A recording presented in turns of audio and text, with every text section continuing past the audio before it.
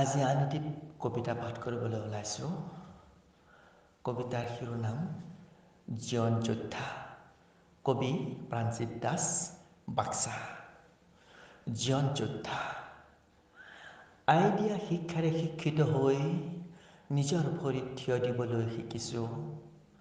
দাপোনত চাব শিকিছোঁ মোৰ নিজৰ মুখ। যিয়েই নহওক জীৱন মোৰ, ভঙাখিনি জোৰাই জোৰাই সজাই লওঁ মোৰ নিজৰ মতে। জীৱনৰ ঘৰ নথওঁ আৰু বন্ধকত, বিবেকক মোকলাই আনিম, চকু মেলি চাম দূৰ দিগন্তৰ পিনে। সেউজী দলিচাত সপোন পূৰণে, শৰতৰ কহুৱাই হালি জালি নাচিব তাত ৰংমনে। নীলাভ আকাশত দুহাত মেলি জীৱন যুঁজৰ নায়ক মই যোদ্ধা। এক সংগ্ৰামী জীৱনৰ সত্তা, আগুৱাই যাম ৰণ খেলি।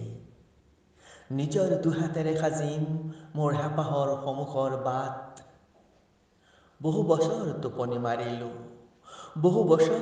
মাৰিলোঁ, সাৰ পালোঁ এতিয়া, তুমি ৰৈ আছা যেতিয়া, যাম বাৰু তোমাৰ সতে।